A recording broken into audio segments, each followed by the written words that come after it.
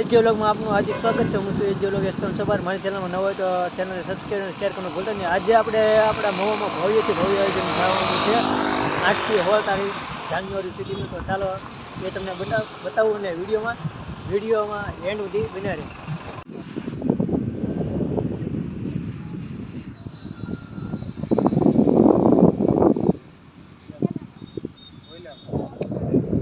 સાથે બહુ દૂરથી મહેમાનો વ્લોગરો બધા આવેલા છે, તો આપણે તેમની મુલાકાત કરીએ. તો પહેલાં આપણે દાડમિત ઓફિશિયલ છે,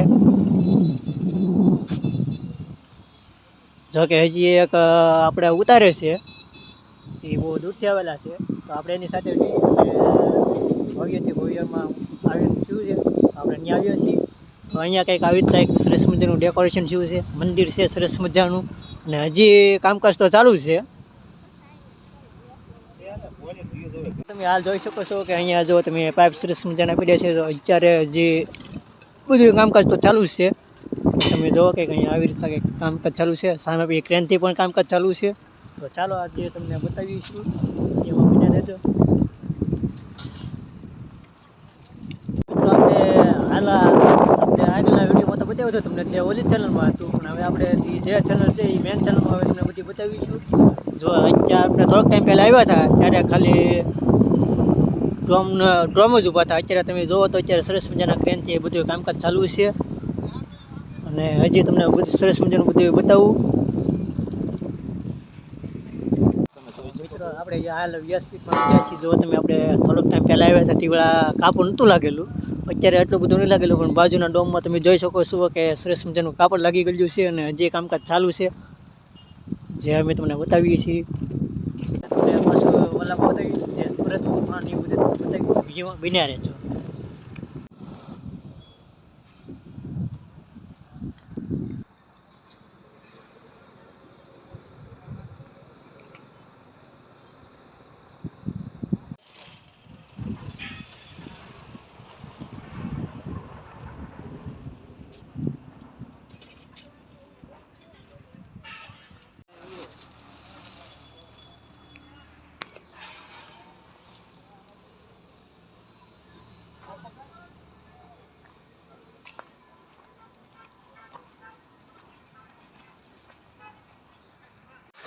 પણ મિત્રો તમે જોઈ શકો છો કે અમે અત્યારે જો કામકાજ તો બધું ચાલુ છે, અને અહીંયા બધું જે બધું ઉતારે છે ગાડીમાંથી.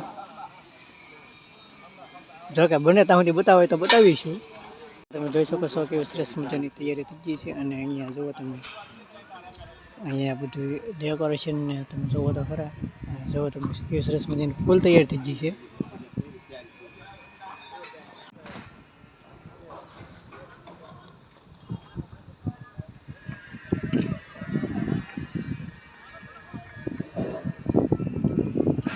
મિત્રો તમે જોઈ શકો છો કે અહીંયા બધા અલગ અલગ રીતે બધી નોખું બધું બનાવવામાં આવી રહ્યું છે. તમે એવો સરસ મજાના શિવલિંગ પણ બેસાડેલી છે, અને અહીંયા તમે જોઈ શકો છો એવું સરસ મજાના ભીમ છે. જો તમે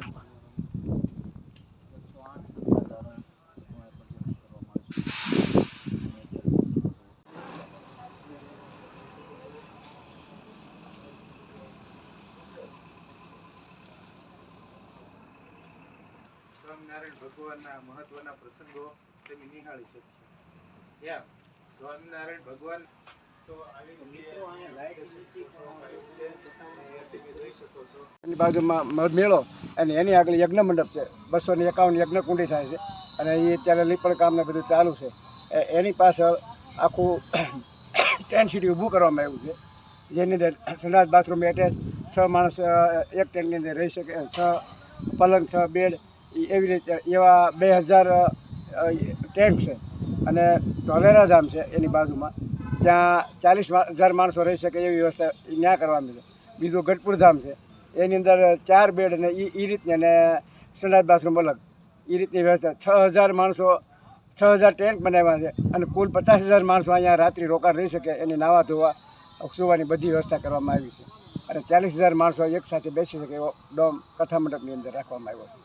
અને કોઈ ભાવિ ભક્તો અહીંયા આવ્યા હોય તો તેની માટે પણ રહેવાની સુવિધા, જમવાની, કોઈ પણ આખા 100 કિલોમીટરથી જે કોઈ પણ અમેરિકાથી આવે કે રબારિકાથી આવે દરેક માટે રહેવા જમવા છે બધી સગવડતા કરવામાં આવી છે. કોઈ બુકિંગ કરાવ્યું હોય કે ન હોય, આમંત્રણ હોય ન હોય, દરેકને માટે અહીંયા વ્યવસ્થા કરવામાં આવી છે. દરેક કોઈ પણ સમાજનો આવે ને કોઈ પણ માણસ આવે એને રહેવા જમવા બધી વ્યવસ્થા ફ્રીમાં કરવામાં આવી છે. જય સ્વામિનારાયણ. આપણે પ્રાણ પ્રતિષ્ઠા મહોત્સવ ચાલી રહ્યો છે તો કઈ રીતની બધી વ્યવસ્થા કરવામાં આવી છે? અહીંયા ભક્તો અત્યારે હજારો માણસો કામ કરે છે, હજારો માણસો 650 વીઘામાં આ બધું હાલે છે બરોબર. કામ નોખા ભક્તો ગામડા આવી અલગ પાછા. અને એવી સુવિધા કરી છે કે વિદેશથી 4000 માણસો આવવાના છે એમ વાત આપણે, પણ 5 આવે તો અમારે ટેન્શન નથી. એટલા બધા ઉતારા બનાવ્યા છે, VIP ટેન્ટ. એમાં તમારે ઠંડી ન લાગે, પાણીના ગરમ ગોમમાં મૂકેલા છે, પ્રાઇવેટ સંડાસમાં નળ અંદર જ આ બધું એવી સુવિધા મૂકી.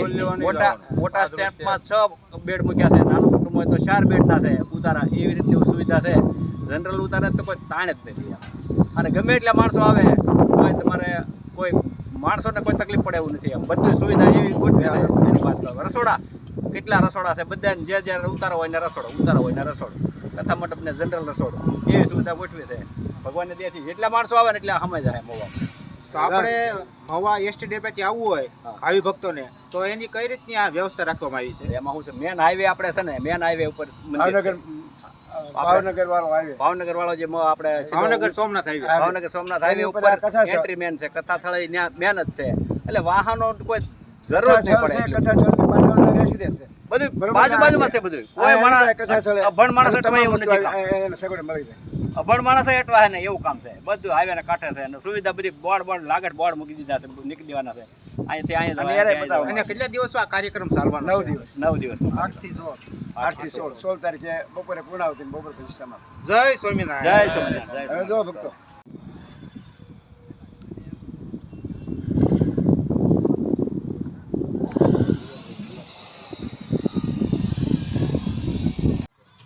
મિત્રો તમે જોઈ શકો છો કે અત્યારે ઘણી બધી તૈયારી થઈ ગઈ છે.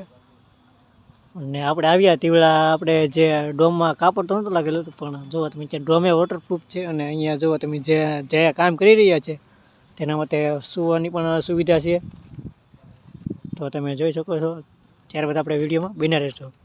તો મિત્રો તમે જોઈ શકો છો ભવ્યથી ભવ્ય તૈયારી થઈ ગઈ છે. અને જુઓ તમે કેવું સરસ મજાનું સ્ટેજ જે કહેવામાં આવે છે, જો તમે એની ફૂલ જોશ તૈયારી ચાલી રહી છે.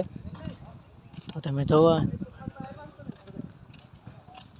અહીંયા બધા ફૂલ જોશથી કામ કરી રહ્યા છે.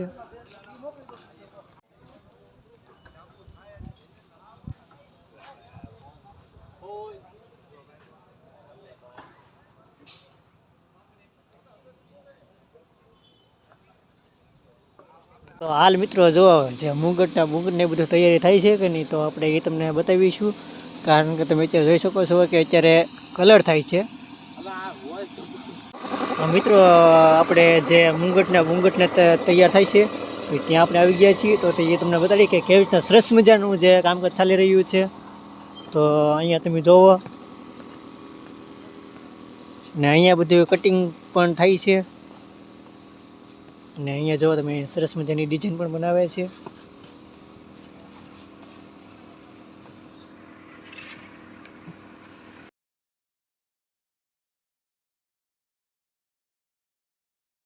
તો મિત્રો તમને જોવો જે પ્રદર્શન જે બની જાય ને એ બધું જો તમે અહીંયા તૈયાર થઈને અહીંયા આવી જાય છે. જુઓ તમે મિત્રો તમે જોઈ શકો છો કે અહીંયા જો બધા આવી રીતના કમ્પ્લીટ થઈને કલર કરવામાં આવે છે. જો તમે મશીન છે. અમે જઈએ છીએ જે બીજી જગ્યાએ હાલ, કેમ કે અમે જો અહીંયા તો ઉતરીને પૂર્ણ તો કર્યું છે. જો તમે અત્યારે અમે જઈએ છીએ યજ્ઞ કુંડ કહેવામાં આવે છે. હવે ત્યાંથી તમને બતાવીશું ત્યાં કેવી તૈયારી ચાલી રહી છે.